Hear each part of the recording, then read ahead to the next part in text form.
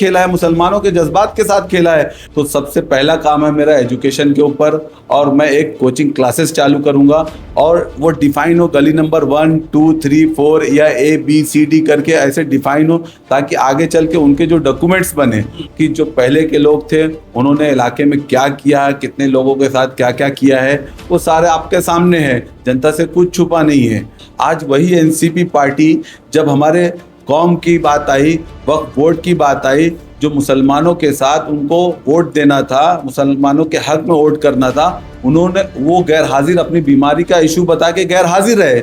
मैंने ये मुनासिब नहीं समझा कि इस चीज़ को भी सोशल मीडिया पे डाला जाए या मीडिया के सामने लाया जाए, लेकिन आज वक्त है, किसी भी काम की शुरुआत छोटे से ही होती है, कोई बड़ा पैदा नहीं होता। सच्चे दिल से लोगों से अपील करूँगा कि कंपेयर कर लें, जो बेहतर हो वो फैसला करें।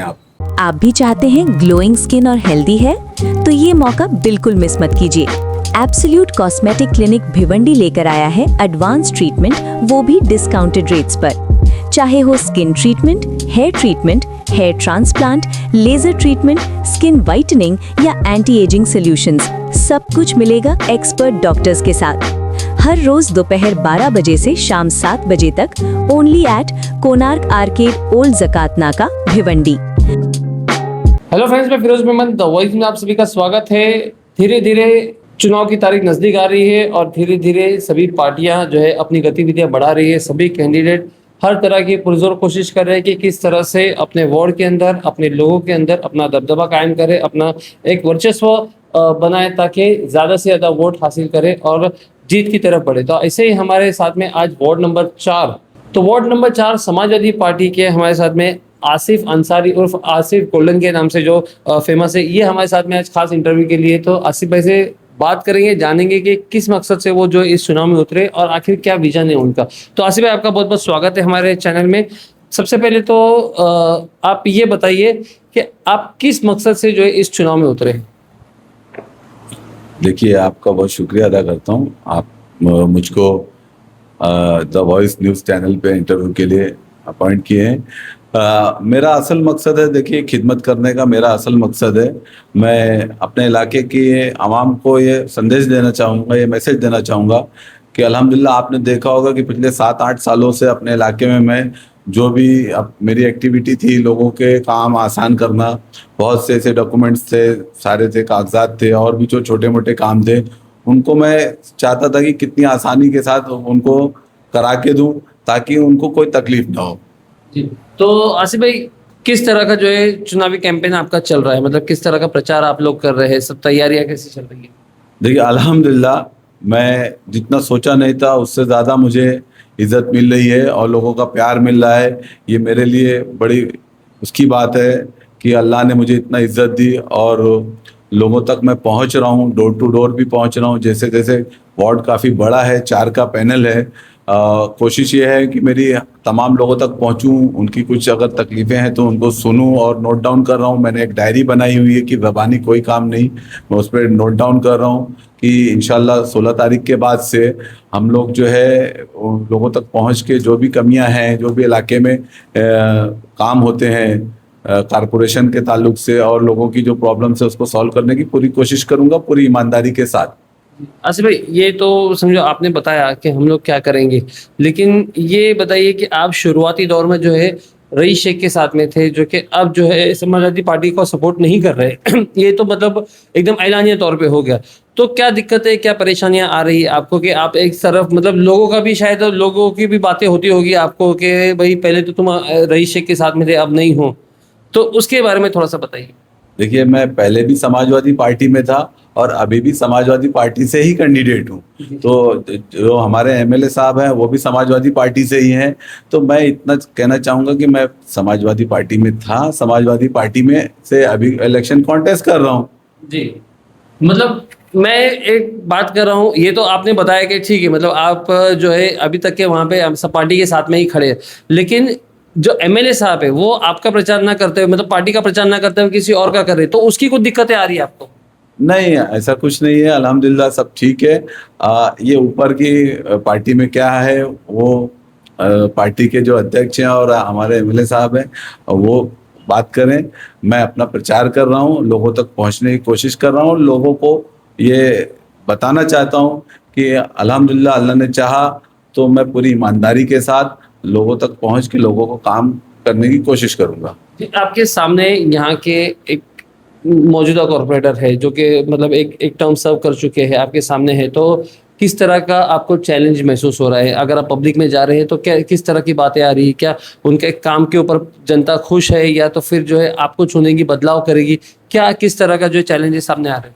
देखिए, मैं इतना कहना चाहूँगा कि इसके पहले जो नगर सेवक थे, पहले तो 3 साढ़े 3 साल से कॉर्पोरेशन डिसॉल्व है, और इतना कहना चाहूँगा कि आप सच्चे दिल से लोगों से अपील करूँगा कि कंपेयर कर लें, जो बेहतर हो वो फैसला करें आप, अपने दिल पे हाथ रख के। मतलब आप जनता के ऊपर छोड़ रहे हैं कि वो कंपेयर करें। नहीं, लेकिन आप जनता के सामने कुछ उनकी बातें तो रखते होंगे। देखिए, ये जनता का चुनाव है, जनता अपने इलाके के अपने कैंडिडेट को, अपने जिनको प्यार दे रही है, जिनको सपोर्ट कर रही है, ये जनता ही फैसला करती है। मैं कोई फैसला नहीं कर सकता। ये आवाम का इलेक्शन है, इलाके का इलाकाई इलेक्शन है। आप फैसला मत करो, मैं ये बोल रहा हूँ कि आप लोगों को अपनी ओर किस तरह से आकर्षित करोगे कि आप भाई वहां ना जाते हुए मेरे को वोट दीजिए। देखिए, ये तो जनता ही डिसाइड करेगी कि किसको वोट करना है। मैं लोगों तक ये अपना मैसेज देना चाहूँगा कि अल्लाह ने चाहा तो मैं पूरी ईमानदारी के साथ, पूरी इज्जत के साथ आप लोगों तक पहुंचूंगा, और जो भी काम होंगे इलाके के उन कामों को पूरा करने की पूरी कोशिश करूंगा। और आप देख लें कि जो पहले के लोग थे उन्होंने इलाके में क्या किया है, कितने लोगों के साथ क्या क्या किया है, वो सारे आपके सामने है। जनता से कुछ छुपा नहीं है, और वो जनता ही फैसला करेगी कि कौन हमारे इलाके का नगर सेवक होना चाहिए, किसको हमको चुनना चाहिए। आसिफ भाई, जिस तरह से हमें पता चला है कि आप बच्चों को मतलब जैसे कि बच्चों की स्कूल की फीस वगैरह जो भरते हो, बंद मुट्ठी लोगों की मदद करते हो, तो ये तो समझो एक इंफरादी हेल्प हो गई। तो इसकी जगह पे अगर आप जीत के आओगे तो कुछ आपने एजुकेशन के लिए सोचा है कि मतलब कुछ स्कूल वगैरह, तो कैसा है कि फिर तो सभी को आप पढ़ा सकते हो ना, ऐसा? नहीं, देखिए, एजुकेशन में मेरा शुरू से बहुत इंटरेस्ट रहा है।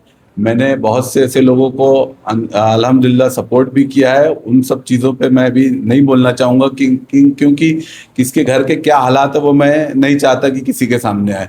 लेकिन अल्हम्दुलिल्लाह अगर हम चुन के आते हैं तो सबसे पहला काम है मेरा एजुकेशन के ऊपर, और मैं एक कोचिंग क्लासेस चालू करूँगा जो अपने इलाके के अंदर जो उस तरीके के बच्चे होंगे कि जो पढ़ने में कमज़ोर होंगे या पढ़ने में बहुत इंटरेस्टेड होंगे, उनके माली हालात सही नहीं होंगे या उनको मेरा कोई सपोर्ट लगता होगा, तो इंशाल्लाह मैं ये पूरी कोशिश करूंगा कि मैं ज़्यादा से ज़्यादा उनकी मदद कर सकूं, उनकी हेल्प कर सकूं कि वो आगे पढ़ेंगे तो वो एक परिवार खुशहाल होगा, और उस एक परिवार के खुशहाल होने से पूरा उनका ख़ानदान उनको ये करेगा कि इन बच्चों की पढ़ाई ने आज इनको कहाँ से कहाँ ला दिया। अच्छा, तो मतलब आपका ये विजन है कि मतलब एजुकेशन को लेकर करोगे, तो इसके अलावा और क्या क्या आपने सोच के रखा है वार्ड के लिए? अगर आप जीत के आओगे तो समझो 4 नंबर वार्ड के अंदर क्या क्या तब्दीलियां लेके आओगे, या तो क्या क्या लोगों की परेशानी है उसको दूर करोगे? देखिए, वार्ड नंबर 4 में एक इशू है। आज हमारे वहाँ पूरे हिंदुस्तान के अंदर देखा होगा आपने कि SIR लागू होने वाला है। SIR अभी महाराष्ट्र में नहीं लागू हुआ, लेकिन आगे चल के यहाँ भी लागू होगा।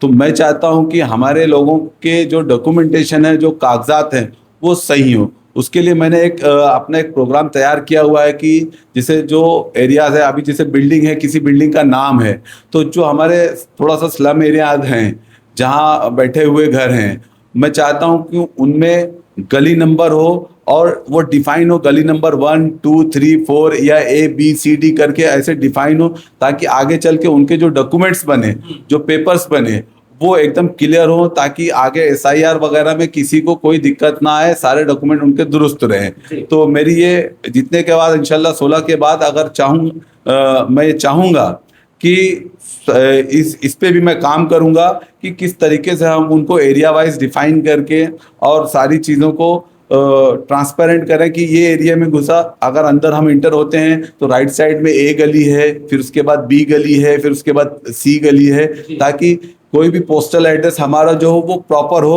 हमारे डॉक्यूमेंट्स बनने में आज इतनी दिक्कत होती है उन एरियाज में डॉक्यूमेंट्स के लिए। आप लोगों का एड्रेस ही सही से डिफाइन करना चाहते हैं ताकि जो आए पोस्टल एड्रेस वगैरह वो बरोबर से ही कर। ये तो मतलब बहुत बड़ी बात है, तो आप स्टेट लेवल की बात कर रहे हो। नहीं, स्टेट लेवल की बात नहीं, मैं चाहता हूं कि देखिए, किसी भी काम की शुरुआत छोटे से ही होती है, कोई बड़ा पैदा नहीं होता। हम अगर इन सब चीजों पे ध्यान करेंगे और लोगों तक पहुंचने की शुरुआत करेंगे तो इंशाल्लाह ये बड़े लेवल पे भी ये काम हो सकता है। कोई भी काम छोटे से ही शुरू होता है, कोई बड़ा शुरू नहीं होता, कहीं ना कहीं से तो शुरुआत करनी पड़ती है। छोटी सोच कहीं हाँ। पनपती है और उसके ऊपर सारी जी। चीजें। अच्छा आसिफ भाई, ये बताइए कि ठीक है, अभी तो आप उतरे हैं इलेक्शन में, तो आप चीजें बता रहे हैं, लेकिन इलेक्शन से पहले भी कुछ आपने ऐसा काम किया जनता जो है जिसको देख करके नहीं यार आसिफ भाई है उनको तो करना ही चाहिए वोट, ऐसा कुछ काम आपके, कोई ऐसा सोशल सर्विसेज? देखिए, मैं पिछले 8-10 सालों से आवाम के बीच हूँ। जब ज़रूरत पड़ी अल्हम्दुलिल्लाह मैं हाजिर था। आपने देखा होगा कि 2019 में कोविड आया था। कोविड के वक्त हमारे शहर, क्या पूरे हिंदुस्तान, पूरी दुनिया में डॉक्टर्स जो हैं अपने क्लिनिक बंद करके हटे हुए थे। उस वक्त अल्लाह ने मुझसे काम लिया।